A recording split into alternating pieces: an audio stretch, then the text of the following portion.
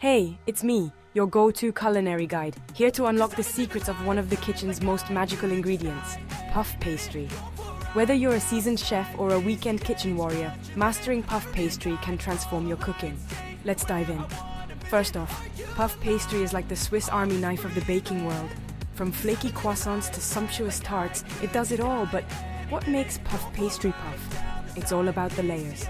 Tiny pockets of butter trapped between layers of dough, exploding into steam when heated, pushing the pastry sky high. Now you might think making puff pastry from scratch is a marathon, but here's a pro tip. Don't sweat it. Store-bought puff pastry does the trick wonderfully. Just make sure it's thawed yet still cold. This is crucial for that perfect rise. Let's talk about working it. When unfolding your dough, be gentle. If it tears, don't panic. A little water and your fingers can mend it right up.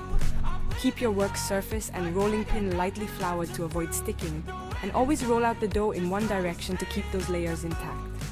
Now, shaping is where you can really let your creativity shine. Want to impress at your next dinner party? Twist strips of pastry into spirals and sprinkle with cheese and herbs for a simple yet elegant appetizer. Or cut circles for the bases of delicious personal fruit tarts. Baking is the final and maybe the most thrilling step. Always preheat your oven. Hot and fast is the key here. Brush your pastry with egg wash for a golden, glossy finish. Then watch the magic happen as it puffs up right before your eyes. Before you know it, with these tips, you'll be whipping up everything from savory turnovers to sweet treats, all with the confidence of a puff pastry pro. So grab that dough and let's get baking. I can't wait to see what you create. Remember, cooking is not just about feeding the stomach, it's about feeding the soul.